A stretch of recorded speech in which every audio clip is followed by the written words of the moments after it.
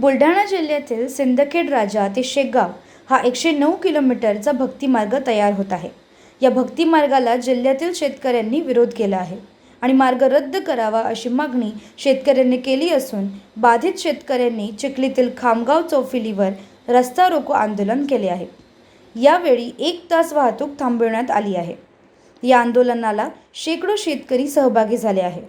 तर या आंदोलनात बाधित शेतकरी महिलांचा उत्स्फूर्त प्रतिसाद दिसून आला आहे। न्याय हक्कासाठी आम्ही आज रस्त्यावर उतरलो आहे। भक्ती मार्ग रद्द झाला पाहिजे ही प्रमुख मागणी बाधित शेतकरी महिलांनी केली आहे।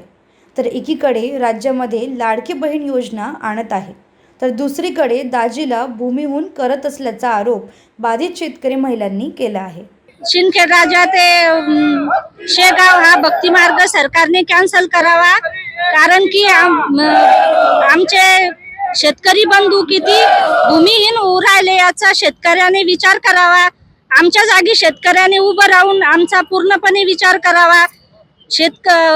सरकार हे लाडकी बहीण योजना चालू करू राहिलं आहे आणि आम्हाला 1,500 रुपये महिना देऊ राहिलं आणि आमच्या पतीला भूमिहीन करू राहिलं आहे।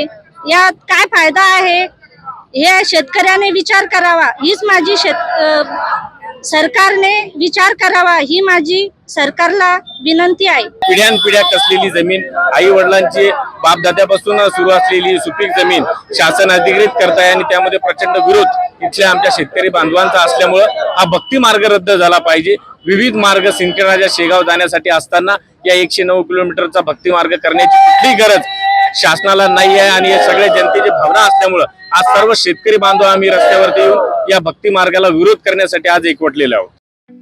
ठळक घडामोडींसाठी देशोन्नती न्यूज चॅनलला सबस्क्राइब करा आणि बेल आयकॉन प्रेस करा। मुंबई, पुणे, नागपूर, मराठवाडा असो का विदर्भ, राजकीय, सामाजिक, शैक्षणिक क्षेत्र असो का क्रीडा, सर्वच घडामोडीचे विश्लेषण पाहायला विसरू नका। फक्त देशोन्नती न्यूजवर।